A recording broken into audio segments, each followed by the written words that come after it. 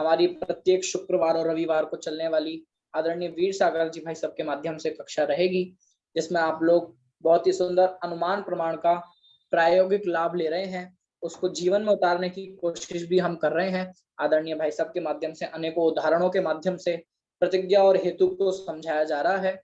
अभी वे भी हमारे बीच में पधार चुके हैं। मैं उनसे निवेदन करूंगा कि वे अभी की कक्षा को प्रारंभ करें। जय जिनेंद्र भाई साहब। जय जिनेंद्र साहब, जय जिनेंद्र, जय जिनेंद्र, बहुत अच्छा, जय जिनेंद्र।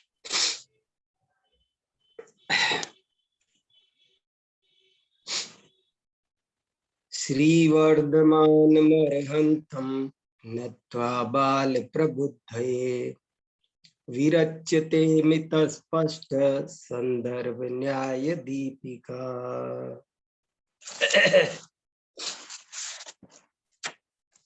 हम सब श्रीमद् अभिनव धर्म भूषण यति द्वारा विरचित न्याय दीपिका ग्रंथ का अध्ययन कर रहे हैं। इसमें हम तृतीय प्रकाश में हेतु का क्या स्वरूप है, हेतु का क्या लक्षण है, इसे समझने की कोशिश कर रहे हैं। मैं बता चुका हूं कि न्याय शास्त्र में हेतु को समझना बहुत ही ज्यादा जरूरी होता है। इतना जरूरी होता है कि उसकी वजह से ही न्याय विद्या का दूसरा नाम हेतु विद्या है। जिसने हेतु समझा उसने ही न्याय विद्या को समझा, और जो हेतु को नहीं समझ सका उसने चाहे कितना भी न्याय पढ़ा हो, लेकिन वो बिल्कुल न्याय नहीं पढ़ा समझो। हेतु सही लगाना आना चाहिए, बहुत सावधानी की जरूरत है। हेतु को लगाने में जरा सी भी लापरवाही हो जाए तो साध्य गलत हो जाए, रिजल्ट गलत। जैसे सब चीजों में, गणित में जरा सी गलती हो जाए तो पूरा फॉर्मूला, पूरा सवाल गलत हो जाता है। ऐसे ही न्याय में भी हेतु क्या होता है, हेतु को लगाना कितना सावधानी की अपेक्षा रखता है। अगर उसमें लापरवाही हो गई तो कैसे गड़बड़ हो जाती है, हम इस चीज का एहसास करने की कोशिश कर रहे हैं। देखो बड़े बड़े दार्शनिकों से कैसे भूल हो रही है। जैन आचार्य कहते हैं कि हेतु की एक ही पहचान है और उसका नाम है अन्यथानुपपत्ति। अन्यथानुपपत्ति का मतलब है कि उसका साध्य के साथ अविनाभाव निश्चित होता है। वही हेतु सम्यक हेतु है जिसका साध्य के साथ अविनाभाव निश्चित हो। आप कभी भी क्योंकि बोलते समय इस बात का बहुत सावधानी रखो कि जो हमने साध्य बनाया है उसमें वो बात बैठनी चाहिए, उसके साथ में अविनाभाव होना बहुत जरूरी है। मुझे बहुत लोग अनुमान वाक्य बना बना कर भेज रहे हैं। रोज बहुत अनुमान वाक्य मुझे मिल रहे हैं, मैं देख रहा हूँ। कोशिश तो बहुत अच्छी कर रहे हैं सब लोग, लेकिन गलतियां भी बहुत सी हो रही हैं। मैं उन सब की कहाँ तक चर्चा करूं, थोड़ी थोड़ी बताता हूँ, और थोड़ी थोड़ी आपको खुद चेक करना सीखना है अब धीरे धीरे। लेकिन कुछ प्रयोग बहुत अच्छे अच्छे आ रहे हैं, सब लोग भेज रहे हैं। शशि बालाजी ने भी बहुत अच्छे अच्छे भेजे हैं। अशोका बहन जी खेकड़ा ने भी कुछ अनुमान वाक्य बनाकर भेजे हैं। रितु जी ने भेजे हैं, दीपाली जी ने भेजे हैं, और भी बहुत लोगों ने भेजे हैं। और कुछ बहुत अच्छे अच्छे हैं। जैसे एक दो वाक्य बताऊं आपको। एक का यह पुरुष दुखी है क्योंकि मोही है। तो बहुत अच्छा वाक्य बनाया, यह पुरुष दुखी है क्योंकि मोही है। तो ये बिल्कुल सही वाक्य है, क्योंकि जहां मोह होता है वहां नियम से दुख होता है। ऐसा नहीं हो सकता कि मोह हो और दुख ना हो। तो ऐसे कुछ लोग तो बहुत अच्छे अच्छे सूक्ष्म अनुमान वाक्य बना रहे हैं। एक वाक्य बनाया, यह कुर्सी पुद्गल है क्योंकि इसमें स्पर्श गुण पाया जाता है। बिल्कुल सही है, स्पर्श गुण उसी में पाया जाता है जो पुद्गल हो। बहुत बढ़िया वाक्य बनाया है। ऐसे ठोस वाक्य बनाने चाहिए। एक वाक्य बनाया, सीमंदर भगवान अरिहंत हैं क्योंकि उनके घाती कर्मों का अभाव हुआ है। एकदम सही वाक्य है, बहुत आनंद आया मुझे। जिसके घाती कर्मों का अभाव हो जाता है वो अरिहंत होता है। ऐसे ही रमेश मिथ्या दृष्टि है क्योंकि वह तत्व के विपरीत बात करता है। ये वाक्य बिल्कुल सही है। जो तत्व के विपरीत बात करता होगा वो मिथ्या दृष्टि ही होगा। ऐसे करके हमको सब चीजें, और बल्कि इसमें भी विपरीत बात मानता है, करता है, ऐसे हम मानता है पर जा रहे हैं। ऐसे करके ठीक सारी बातें बैठनी चाहिए। लेकिन कभी कभी कुछ वाक्य ऐसे होते हैं कि वो बहुत सूटेबल नहीं होते। अब जैसे एक वाक्य किसी ने भेजा, आज हमको मंदिर की सफाई कर लेनी चाहिए क्योंकि कल से सिद्ध चक्र विधान है। तो अब ये उपदेश का वाक्य है। ये कुछ प्रेरणात्मक वाक्य में भी क्योंकि लगते हैं, तुमको पढ़ना चाहिए क्योंकि परीक्षाएं पास आ रही है। तो ये उपदेश के वाक्य है, इनमें क्योंकि जरूर लगा हुआ है, लेकिन ये अनुमान वाक्य नहीं है। अनुमान वाक्य क्या है? जो साध्य को जानने के लिए होता है वो अभी इसमें क्या जानना है कि तुम्हें पढ़ना चाहिए क्योंकि तुम्हारी परीक्षा आ रही है। ये तो उपदेश के लिए क्योंकि। तो ऐसे बहुत सारे वाक्य हम क्योंकि लगाकर रोजमर्रा की जिंदगी में ऐसे ही भी बोलते हैं, है कि नहीं? क्योंकि मुझे जयपुर जाना चाहिए क्योंकि मित्र के पुत्र की शादी है। तो ये उपदेश है, अनुमान वाक्य नहीं है। क्या करना चाहिए इस पर ये अनुमान वाक्य नहीं बनते हैं। चाहिए से अनुमान वाक्य नहीं बनते हैं। अनुमान वाक्य तो क्या है वस्तु स्थिति उस पर बनते हैं। तो ऐसे करके थोड़ा सा आप लोग और प्रयास करो और चिंतन करो तो और अच्छे अच्छे वाक्य बनने लगेंगे। अभी इतने अच्छे बना रहे हो आप, वही बहुत अच्छे हैं।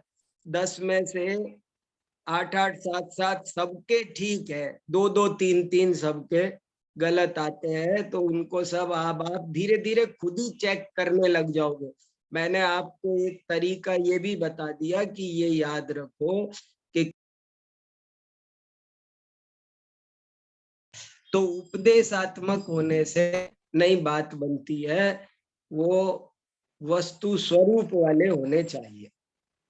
चलिए, तो अब हम आगे बढ़ते हैं। हमने 42-43 वो पढ़ लिए हमने। 43 पैराग्राफ तीसरे परिच्छेद के पढ़ लिए। अब 44वां पैराग्राफ हम पढ़ते हैं। और बात वही चल रही है कि अनुमान का एक ही लक्षण है, एक ही स्वरूप है और वो ये है कि उसे साध्य के साथ में अविनाभाव रूप से होना चाहिए। चलिए, और इसमें अब नैयायिकों का प्रकरण चल रहा है। नैयायिक 5 रूप मानते हैं। सौगतों का प्रकरण निकल गया। सौगत माने बौद्ध। बौद्ध लोग हेतु को त्रिरूप मानते हैं, कि वो कहते हैं हेतु में 3 रूप होने चाहिए, पक्ष सत्व, सपक्ष सत्व और विपक्ष व्यावृत्ति। और नैयायिक और भी सुपर है, वो कहते हैं कि नहीं, उसमें 5 रूप होने चाहिए, पक्ष सत्व, सपक्ष सत्व, विपक्ष व्यावृत्ति, अबाधित विषयत्व और असत प्रतिपक्षत्व। ऐसे 5 होने चाहिए। और वो कैसे होने चाहिए वो उन्होंने डिटेल में 41-42 पैराग्राफ में बताया। और ये कहा कि यदि इनको नहीं मानेंगे तो 5 तरह के हेत्वाभास का प्रसंग आ जाएगा। हेत्वाभास माने गलत हेतु चुनने का प्रसंग आ जाएगा, ऐसा उन्होंने बताया। और उसी का उत्तर यहाँ 43वें पैराग्राफ से अब अपन पढ़ते हैं। आप स्क्रीन पर संदेश जी लगा सकते हैं। 43वां पैराग्राफ, 3रा परिच्छेद देखो। तदेतदपि नैयायिकाभिमतम् अनुपपन्नम् कृत्तिकोदयस्य पक्षधर्मरहितस्यापि सक्तोदयं प्रति हेतुत्व दर्शनात् पांचरूपस्य अव्याप्तेः। ये 43वां पैराग्राफ 2 ही पंक्ति का है, पर ये इम्पोर्टेंट है। और वो क्या कह रहे हैं, ये नैयायिकों का मत अनुपपन्न है। अनुपपन्न माने अनुचित, अनुपपन्न माने सही, उचित, और अनुपपन्न माने अनुचित। यह नैयायिकों का मत अनुचित है। क्यों? कृत्तिकोदयस्य पक्षधर्मरहितस्यापि सक्तोदयं प्रति हेतुत्व दर्शनात् पांचरूपस्य अव्याप्ते। क्योंकि जो कृत्तिकोदय है वो सक्तोदय का हेतु बन जाता है, जबकि उसमें पक्ष धर्मत्व भी नहीं है। ये नक्षत्रों का उदाहरण है, और जिसे वो नक्षत्रों की बात पता होगी वो समझेगा। नहीं तो मैंने आपको दूसरा उदाहरण दे दिया था दिन का। जैसे हम कहें कि कल शनिवार होगा, क्योंकि आज शुक्रवार है। तो ये जो आज शुक्रवार है ये हेतु है, और ये कल, जो कल है वो पक्ष है। उस पक्ष में हेतु नहीं पाया जाता है। शुक्रवार कल नहीं बचेगा, लेकिन फिर भी शुक्रवार शनिवार की सिद्धि करता है। ये एक सिद्ध करता है। इससे सिद्ध होता है कि हेतु में पक्ष धर्मत्व तक भी रहना जरूरी नहीं है, तो बाकी की तो क्या जरूरत है। 5 इन्होंने एक का निषेध किया, लेकिन वो 5 का निषेध हो गया।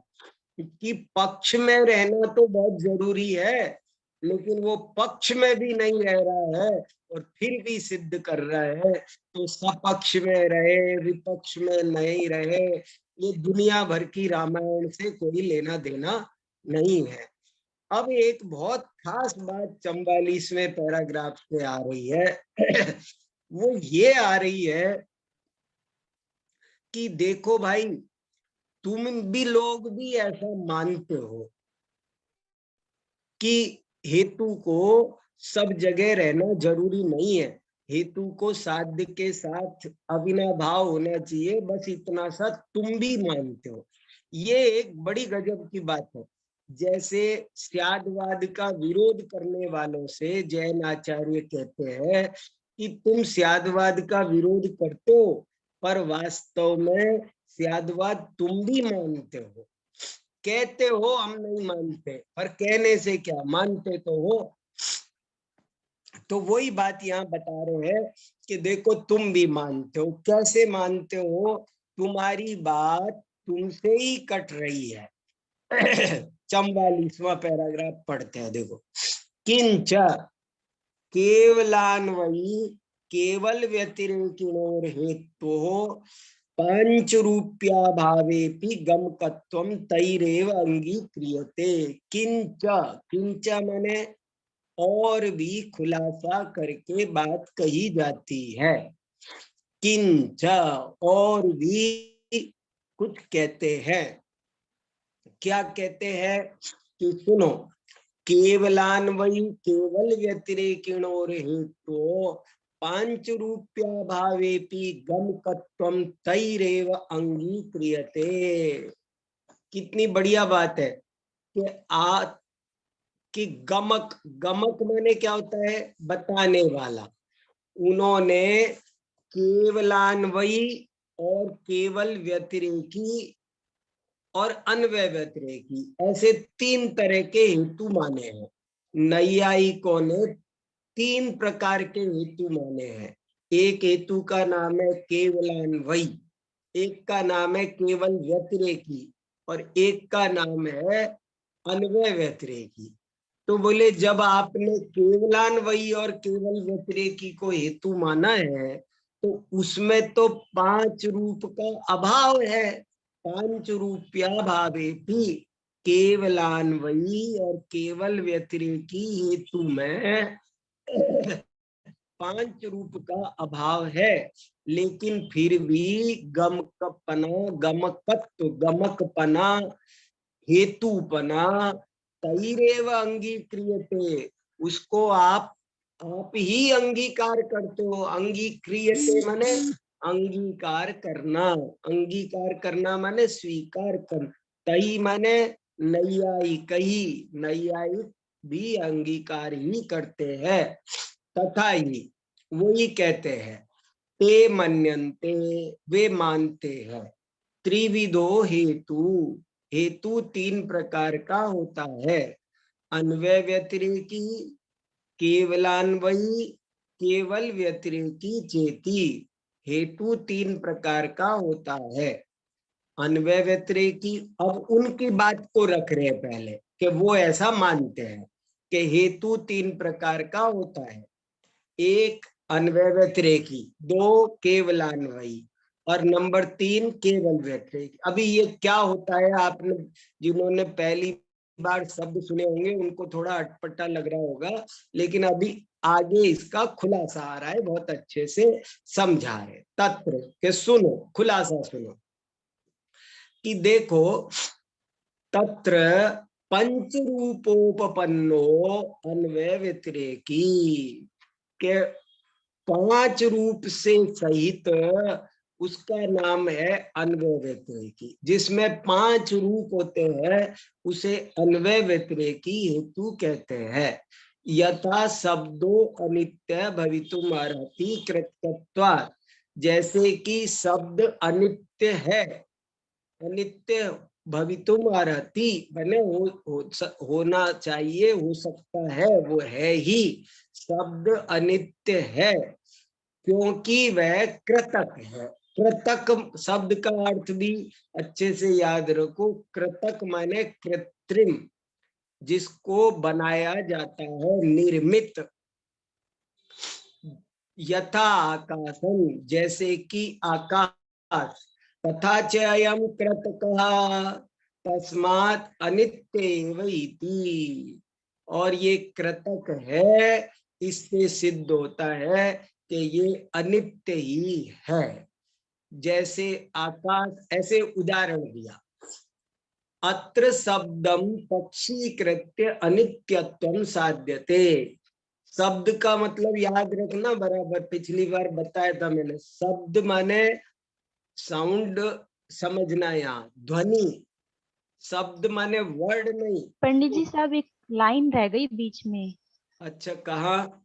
नित्यम यथा घटः। हाँ, एक लाइन रह गई, गुड, एक लाइन छूट गई। यथा शब्दो अनित्यो भवितुम अर्हति कृतकत्वात्, यद यद कृतकम तद तद अनित्यम यथा घट।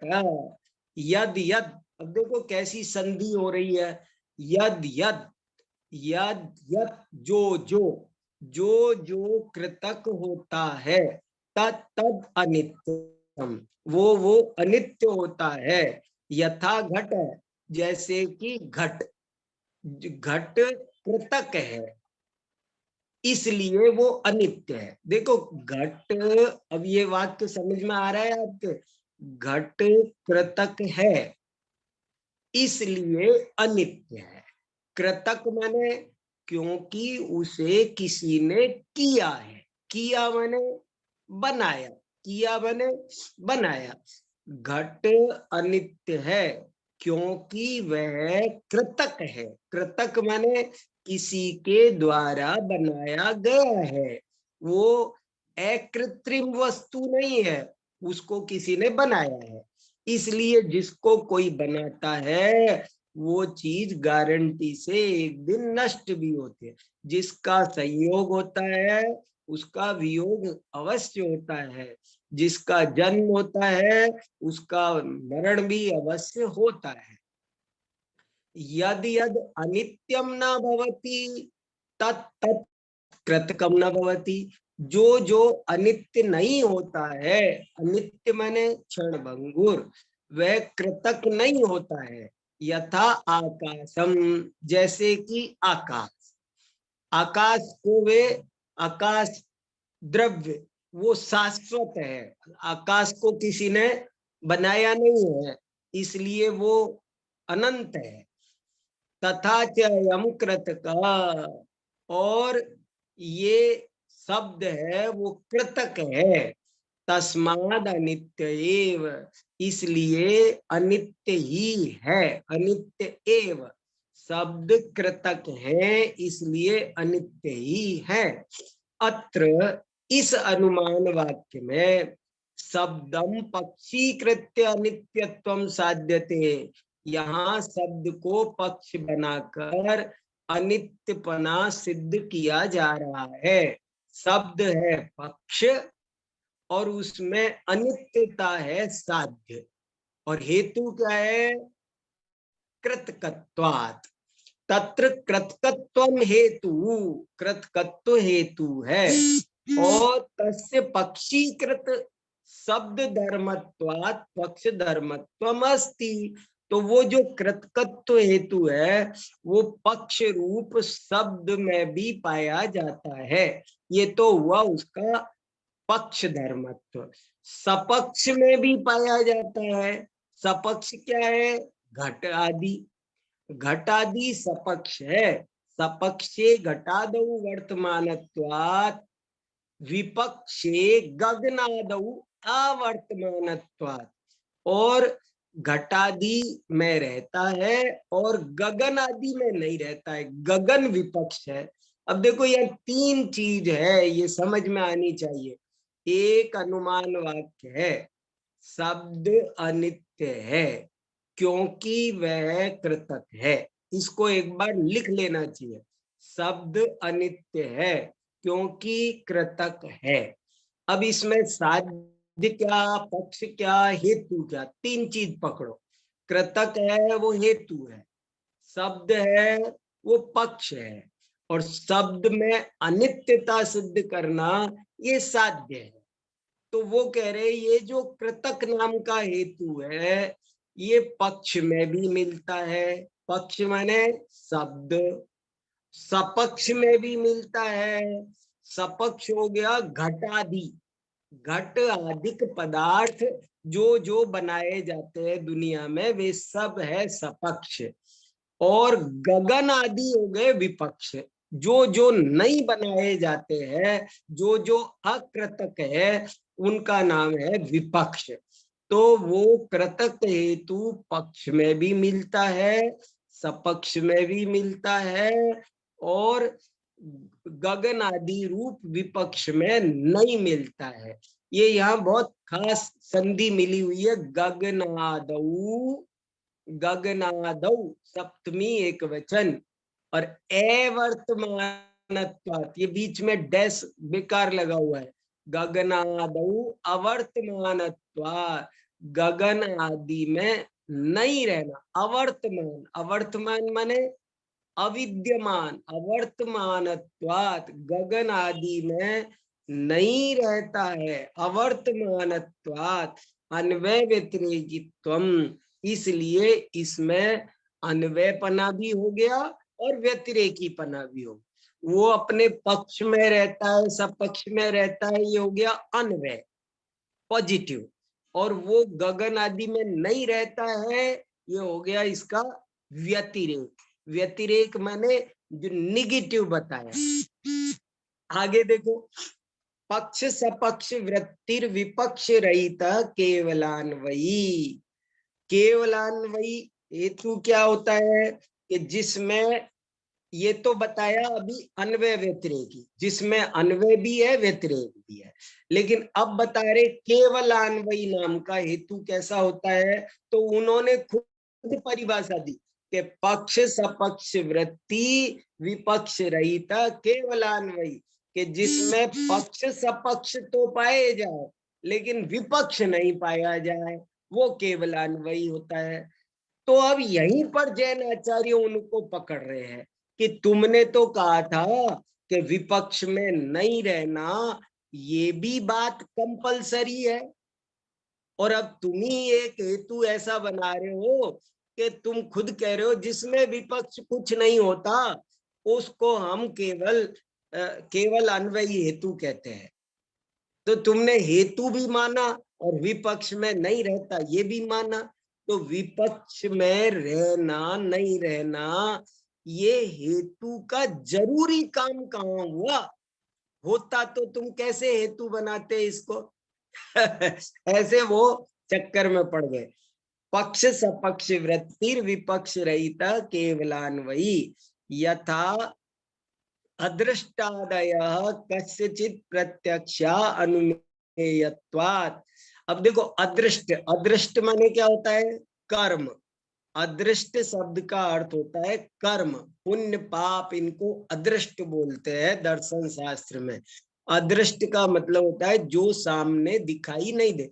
कुछ कारण, मान लो मेरे ठोकर लगी, तो पत्थर से ठोकर लगी, पत्थर तो दिखाई देता है, लेकिन वास्तव में एक अदृष्ट माना है भारतीय संस्कृति में सब दर्शनों ने कि ठोकर लगने का एक अदृष्ट कारण होता है।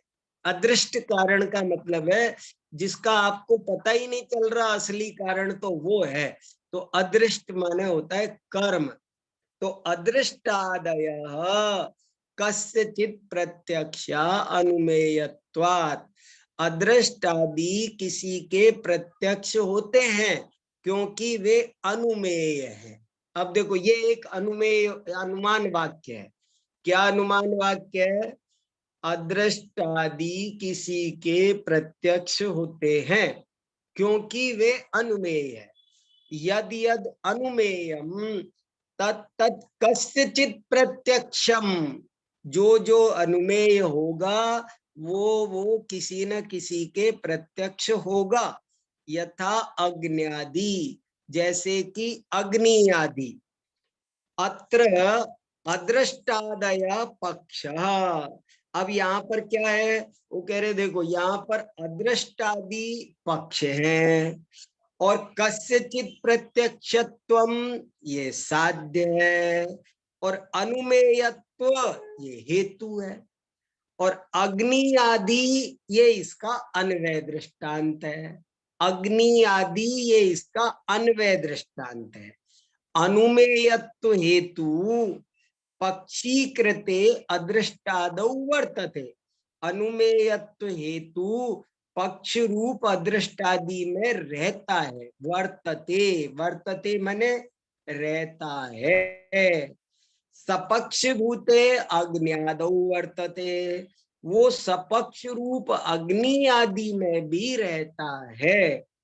ततः, ततः माने इसलिए, पक्ष धर्मत्वम, पक्ष धर्मत्व है, सपक्षे सत्वम चास्ति, और सपक्ष सत्व भी है। दो चीज है, पक्ष सत्व भी है और सपक्ष सत्व भी है।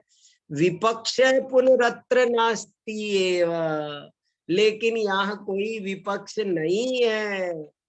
सर्वस्यापि पक्ष सपक्ष अंतर्भावात् तस्मात् विपक्षात व्यावृत्तिर नास्ति एव, क्योंकि दुनिया का सारा सामान, सारी चीजें पक्ष और सपक्ष में गर्भित हो गई, विपक्ष कोई बचा ही नहीं। विपक्ष अनुमेय के लिए विपक्ष कोई बचा ही नहीं, इसलिए यहाँ विपक्ष नहीं है। इसलिए इस हेतु को केवलान्वयी, केवल अन्वय रूप हेतु है, इसमें पॉजिटिव बात ही है। कितनी बढ़िया, देखो क्या निकाला, कहाँ गया,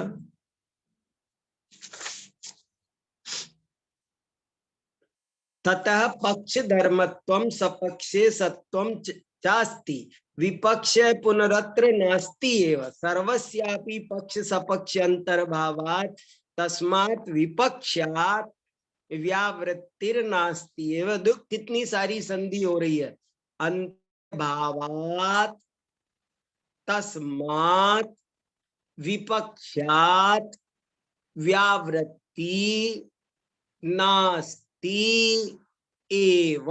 कितने सारे शब्द है, एक सीट पर बैठे हुए हैं। व्यावृत्तेर अवधि सापेक्षत्वात्, क्योंकि व्यावृत्ति तो अवधि सापेक्ष भूत होती है, और अवधि भूतस्य विपक्षस्य अभावात्, और उसका अवधि भूत विपक्ष का कोई सत्ता नहीं बनती है, उसका अभाव होता है। शेषम अन्वय व्यतिरेकी वद द्रष्टव्यम, शेष को अन्वय व्यतिरेकी के समान समझ लेना चाहिए। अभी ये और थोड़ा समझ में आएगा, थोड़ा सा और धैर्य रखो, ये विषय थोड़ा सा कठिन, मैंने बताया ना इस समय हम लोग टॉप पर हैं बिल्कुल, तो टॉप पे थोड़ी सी ऑक्सीजन कम आती है इसलिए थोड़ा सा कठिन है, चिंता नहीं करो, अभी सारा समझ में आएगा एकदम। पक्ष वृत्तिर विपक्ष व्यावृत्तः सपक्ष रहितो हेतु केवल व्यतिरेकी, जिसमें पक्ष में वृत्ति, वृत्ति माने रहना, पक्ष में रहना, विपक्ष व्यावृत्ति, व्यावृत्ति माने नहीं रहना। अभी सारी वोकेबुलरी भी नई है, वृत्ति रहना, व्यावृत्ति नहीं रहना, सपक्ष तो पक्ष में रहना, विपक्ष में नहीं रहना, और सपक्ष जिसका नहीं हो, सपक्ष रहित हो, वो हेतु केवल व्यतिरेकी होता है, जिसमें सपक्ष है ही नहीं, केवल विपक्ष से ही निर्णय करना पड़ता है, तो वो केवल व्यतिरेकी नाम का हेतु होता है। कैसे, तो वो समझा रहे हैं। जीवत शरीरम सात्मकम भवितुम अर्हति, देखो संधि कैसी गजब की है, जीवत शरीर, शरीर लिखा है पर ये शरीर नहीं है, शरीर है। जीवत, जीवत का तय हलंत था, इसलिए से का छह बन गया। जीवत शरीरम सात्मकम भवितुम अर्हति प्राणादि मतत्वात्, जीवत शरीर सात्मक होता है। क्यों? क्योंकि वह प्राणादि मान होता है। प्राणादि मान, मान माने वाला, क्योंकि उसमें प्राण पाए जाते हैं। यद यद सात्मकम, यद यद सात्मक, सात्मक माने क्या, ये देखो थोड़े थोड़े शब्द बड़े अटपटे हैं लेकिन कठिन नहीं है, समझोगे तो पकड़ में आएगा। यद यद सात्मकम, सात्मक माने से आत्मा, आत्मा सहित, जैसे से परिवार होता है ना, ऐसे ही सात्मक, सात्मक माने आत्मा सहित।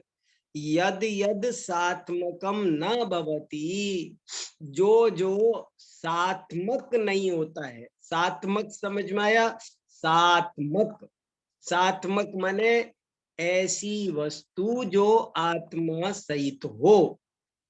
वो जैसे पेड़ सात्मक है, लेकिन कुर्सी टेबल सात्मक नहीं है, क्योंकि इनमें आत्मा नहीं है। जिस चीज में आत्मा हो उसको सात्मक कहते हैं, जिसमें आत्मा नहीं हो उसको सात्मक नहीं है, वो ऐसा कहते हैं। यद यद सात्मकम न भवति, जो चीज सात्मक नहीं है, तत्त प्राणादि मत न भवति, उसमें प्राण भी नहीं होते हैं। देखो ये बहुत इंपॉर्टेंट तर्क है और जीव सिद्धि के लिए खूब काम में आता है फिलॉसफी में। जीव, कौन जीव है और कौन नहीं है, तो कह रहे हैं जिसमें प्राण होते हैं वो सात्मक होता है। प्राण माने समझ गए, प्राण किसे कहते हैं? प्राण 10 होते हैं कुल मिलाकर, लेकिन उनको 4 भी बोलते हैं हम शॉर्ट में। इंद्रिय, बल, आयु और श्वासोच्छ्वास, ये 4 चीज का नाम प्राण है। फिर इनका खुलासा करो तो 10 प्राण होते हैं। ये 10 प्राण याद रखने चाहिए। प्राण का नाम आत्मा नहीं है, प्राण आत्मा नहीं है, लेकिन प्राण जहां रहते हैं वहां आत्मा जरूर रहता है। इंद्रिय, बल, आयु और श्वासोच्छ्वास, ये 4 प्राण है। 5 इंद्रियां होती है, 3 बल होते हैं और 1 आयु और 1 श्वासोच्छ्वास, ऐसे कुल मिला के 10 प्राण होते हैं। तो प्राणादि मतत्वात् यद यद सात्मकम न भवति तत्तत् प्राणादि मत न भवति, जो जो सात्मक नहीं होता है वो प्राणादि मान भी नहीं होता। यथा लोष्ठम, लोष्ठ माने जैसे कोई ऐसे ही सूखा मिट्टी का ढेला, उसको कहते हैं लोष्ठ।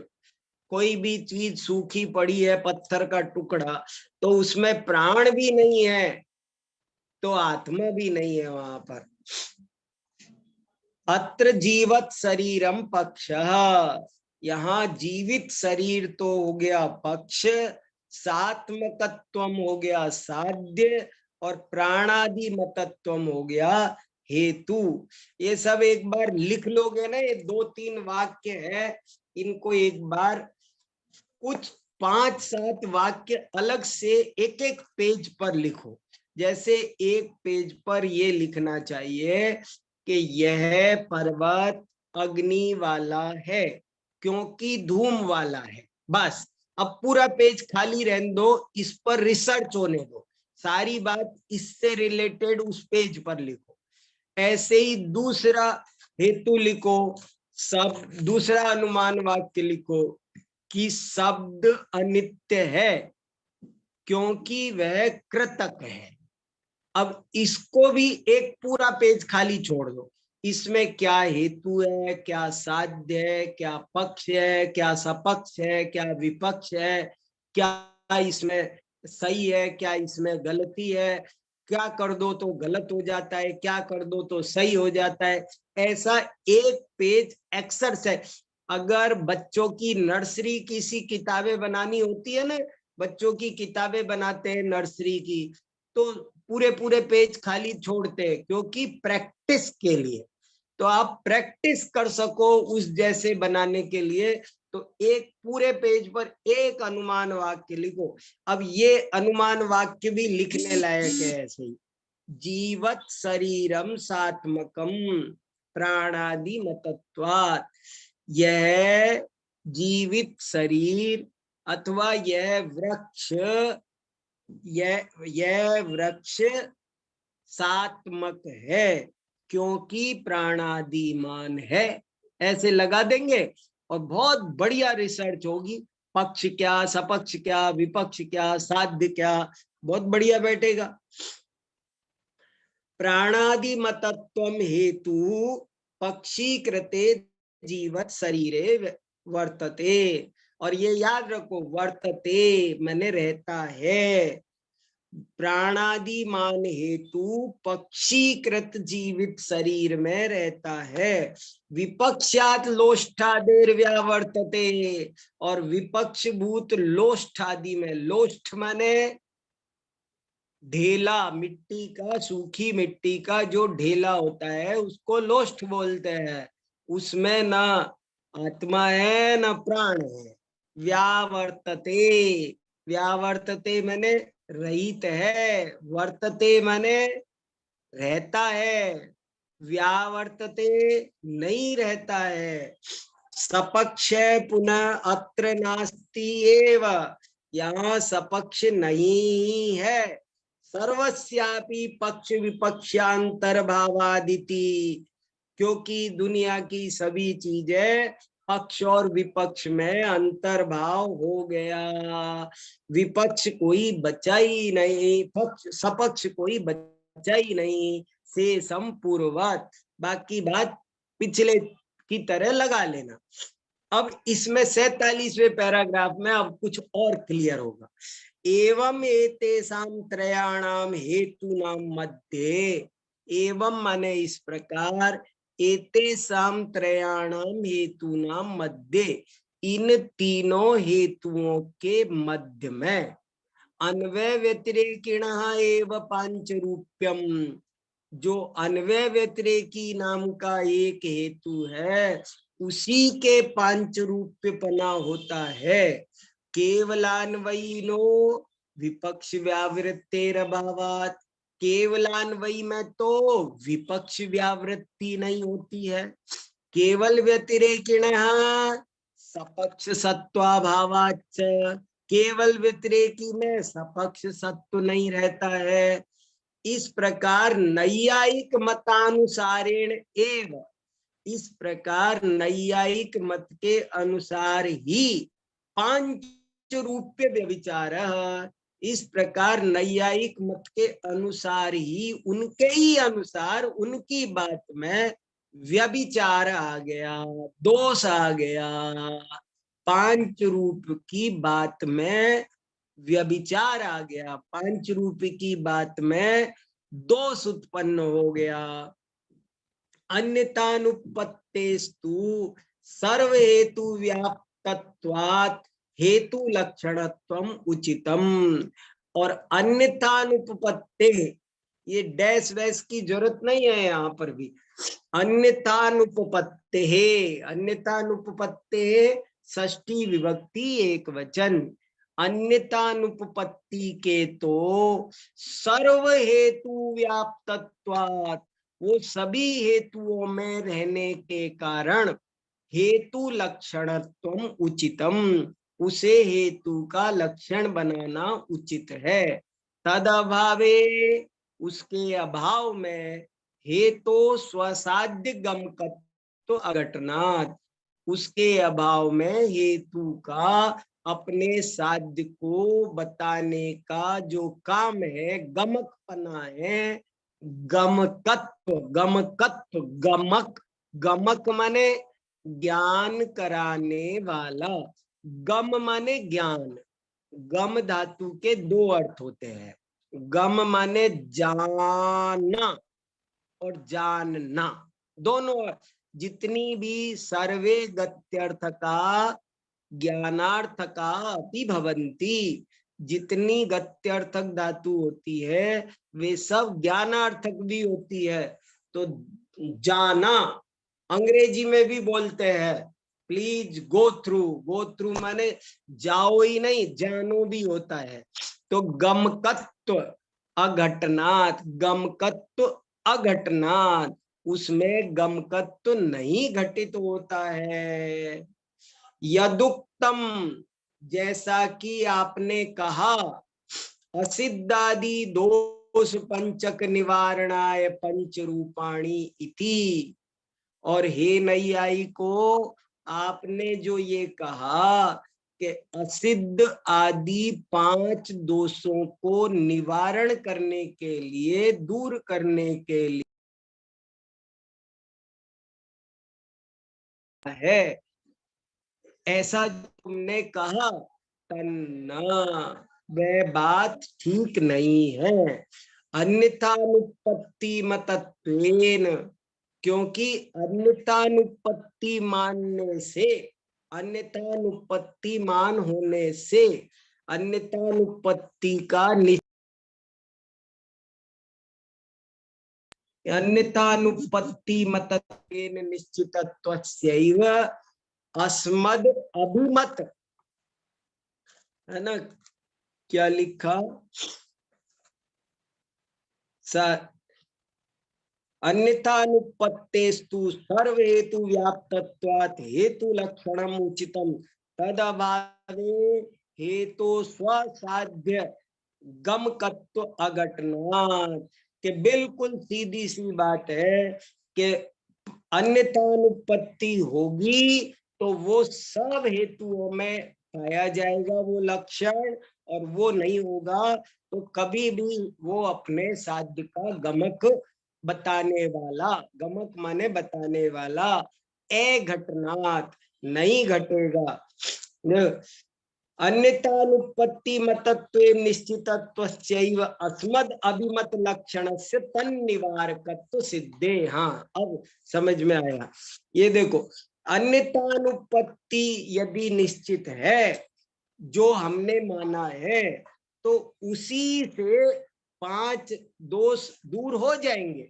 वो क्या कह रहा था कि हमने 5 रूप इसलिए माना क्योंकि दोष 5 है महाराज, तो 5 दोषों को भगाने के लिए हमने हेतु को 5 रूप माना।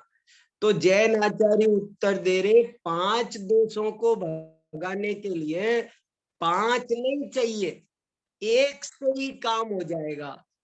5 नहीं, हजारों दोष भाग जाएंगे एक ही से। और इसका छत्र चूड़ामणि में तो एक बहुत अच्छा दृष्टांत दिया। अलम काक्ष्रेभ्यो एक एव द्रसद भवेत। बोले एक कौआ बैठा था पेड़ पर, उसको उड़ाने के लिए हमें कितना कंकर फेंकना पड़ता है, एक कंकर फेंका। फिर 2 कौए बैठे हैं तो कितने कंकर फेंके, 2 कौए उड़ाने के लिए 2 कंकर फेंकने पड़ेंगे कि एक से ही काम चलेगा। 5 कौए बैठे हैं, उनको उड़ाना है तो कितने कंकर फेंके, एक कंकर से कितने भी कौए बैठे हो सब उड़ जाते हैं। कितना बढ़िया छत्र चूड़ामणि, गजब की बात लिखी उन्होंने, बोलो तो सही। अलम काक्ष्रेभ्यो एक एव द्रसद भवे। द्रसद माने पत्थर, एक कोना, एक कंकर ही हजारों कौओं को भगाने के लिए समर्थ है। उनने क्या सोचा, 5 दोष होते हैं तो 5 दोषों को दूर करने के लिए हेतु को 5 रूप बना दिया। अरे भैया, अन्यथानुपत्ति एक ही बड़ा जबरदस्त रूप है। ये अन्यथानुपत्ति को समझो, इससे ही सब समझ में आएगा। अभी आगे बहुत बढ़िया इसकी चर्चा आने वाली है, अभी बहुत आनंद आएगा, इसके श्लोक आएंगे बहुत बढ़िया बढ़िया, कि एक से ही काम चलेगा। तथा ही साध्य अन्यथानुपत्ति मतत्वे सति निश्चय पथ प्राप्तत्वम खलु हेतुर लक्षणम। यही वास्तव में हेतु का लक्षण है। साध्या बिना भावित्वेन निश्चितो हेतु इति वचनात्, ऐसा माणिक नंदी आचार्य ने परीक्षा मुख में भी कहा है। साध्य के साथ अविनाभाव निश्चित हो वही हेतु है। न च एतद् असिद्धस्य अस्ति, कि देखो ये बात होगी तो असिद्ध नाम का दोष भी नहीं आएगा। अब ये खुद घटा के बता रहे कि इसको मानो तो आपके ना असिद्ध दोष आएगा, न कोई दूसरा दोष, असिद्ध विरुद्ध। इन्होंने 5 तरह के दोष बनाए ना, असिद्ध, विरुद्ध, अनैकांतिक, कालात्यापदिष्ट और प्रकरण सम, 5 तरह के दोष बताए। बोले 5 के 5 दोष नहीं आएंगे। देखो मुझे यही खास बात कहना है, इसको अभी धीरे धीरे शांति से अपन समझते तो जा रहे हैं, लेकिन असली जो मुद्दे की बात है वो ये कि किसी भी हेतु को सही हेतु होने के लिए उसमें एक ही गुण होना चाहिए, और उस गुण का नाम है अन्यथानुपपत्ति। और अन्यथानुपपत्ति शब्द कठिन लग रहा हो तो सरल शब्द है, उसका साध्य के साथ अविनाभाव होना चाहिए। बस खेल खत्म। दुनिया भर की बात मत करो, फालतू बात 100 बताने से भी कोई फायदा नहीं है। काम की बात एक बताने से ही फायदा हो जाएगा। जरूरत की बात एक बोलो, 100 बात बोली गैर जरूरी तो उसका कोई मतलब नहीं है। इसलिए ये जोर देकर बता रहे हैं कि अन्यथानुपत्ति को समझो। ये रहेगा तो असिद्ध नाम का हेत्वाभास भी नहीं बैठेगा। न चेतद असिद्धस्य अस्ति शब्द अनित्यत्व साधनाय अभिप्रेतस्य चाक्षुषत्वादे स्वरूपस्यैव अभावे कुतो अन्यथानुपत्ति मतत्वेन निश्चय पथ प्राप्ति।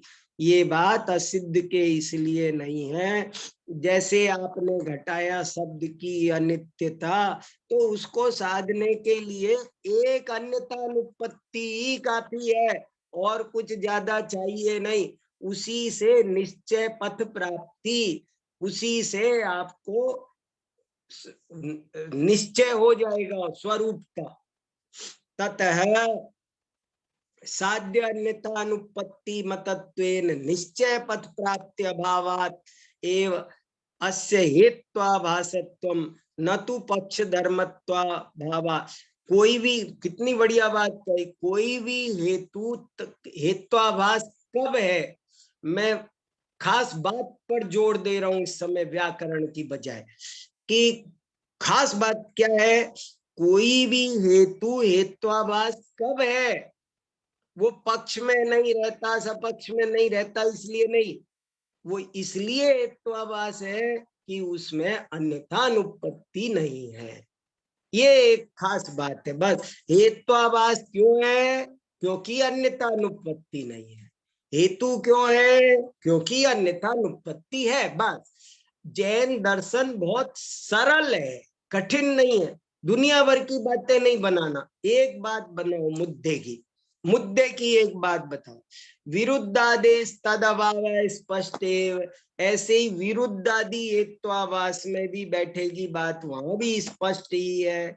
नहीं विरुद्धस्य व्यभिचारिणो बाधित विषय सत प्रतिपक्ष, ये सब उनके 5 हेतुओं के 5 दोषों के नाम है, जिनकी चर्चा तसल्ली से दोबारा करेंगे।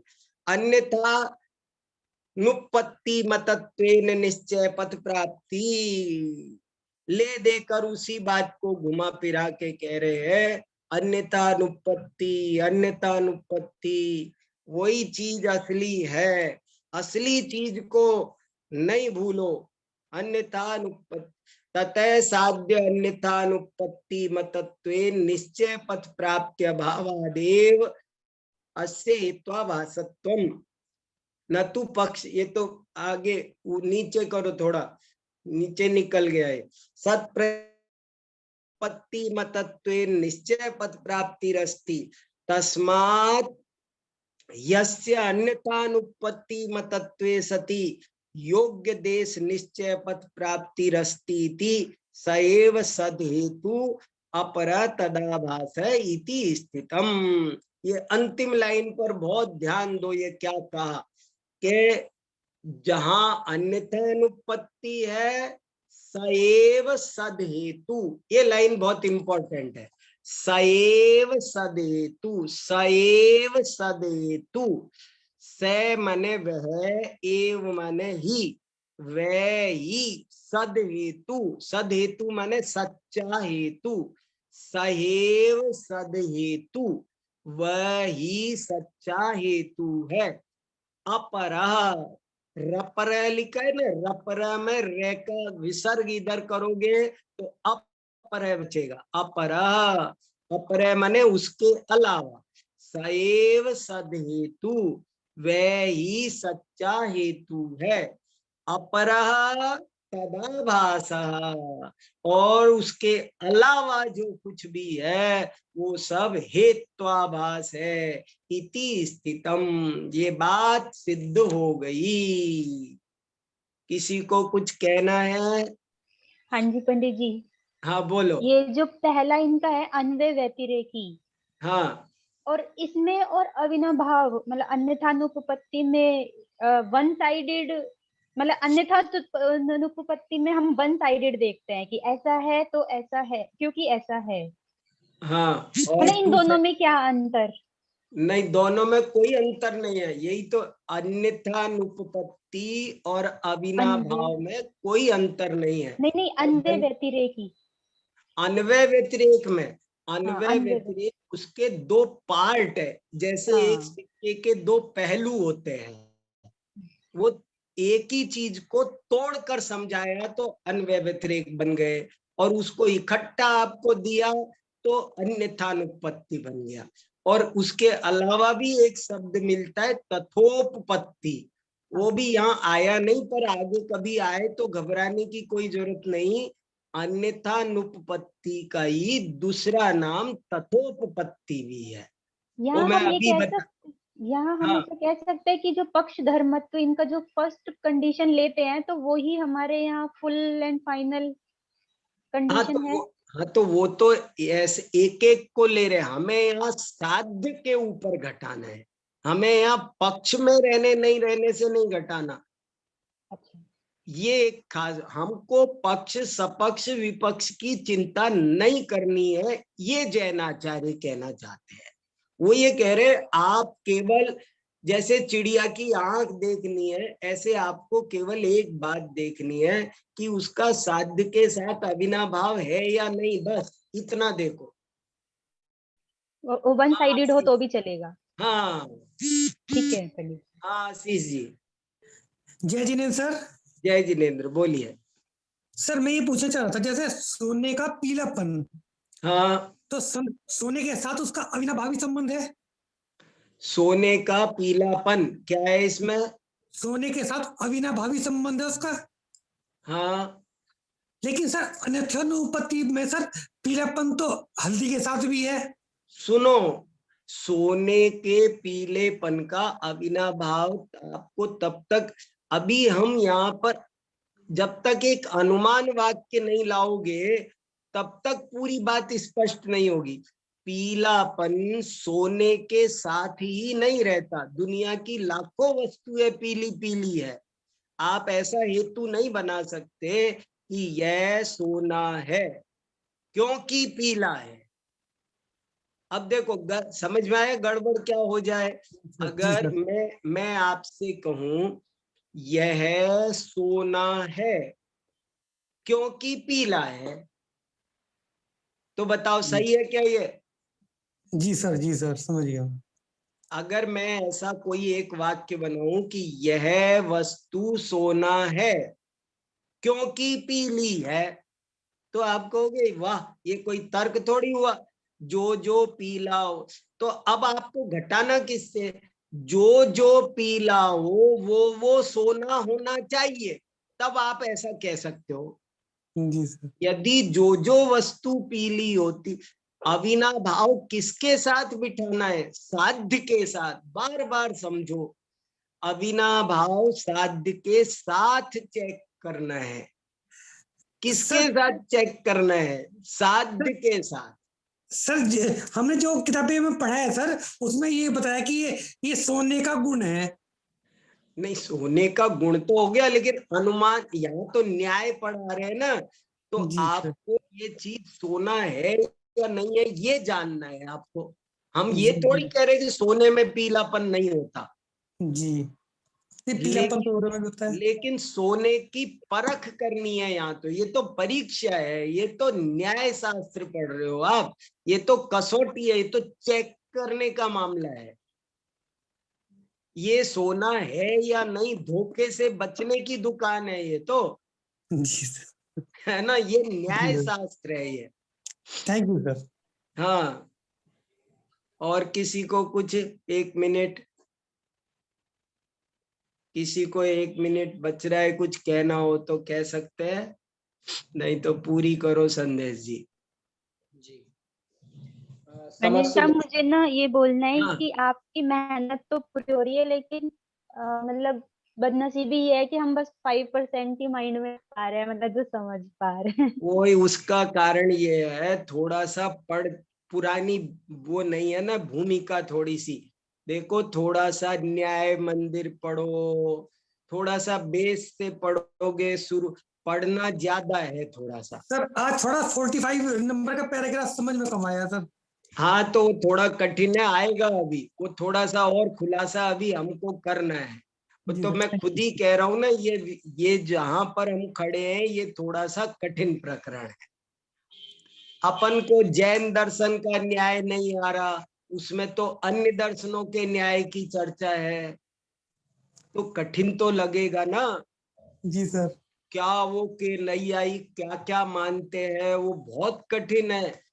वो जितना आ गया ना, वो आपको खूब आ गया, आप ये समझो। आपको कम नहीं आया, जितना आ गया वो ज्यादा आ गया।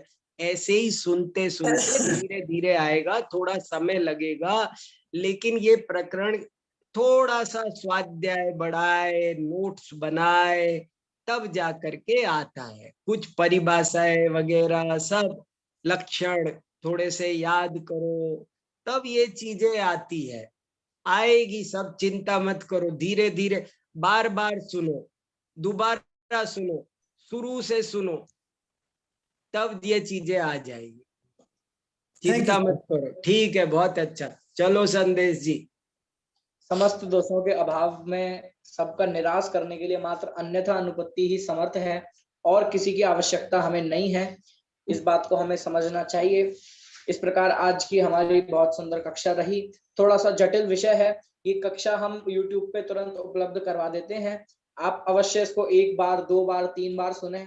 फिर भी प्रश्न होते हैं तो प्रश्नों को भी कक्षा में रखने का समय आपको दिया जाएगा। इस प्रकार आप बहुत अच्छे से इस विषय को पढ़ें, इसलिए आपके लिए बहुत जीवन उपयोगी ये विषय रहेगा। कल इसी समय पर हमारी 4 बजे से न्याय दीपिका कक्षा रहेगी। आप सभी समय पर पधारें। अभी जिनवाणी स्तुति। जा वाणी के ज्ञान से सूझे लोकालोक, सो वाणी मस्तक नमो सदा देत हूँ। सभी को सादर जय जय।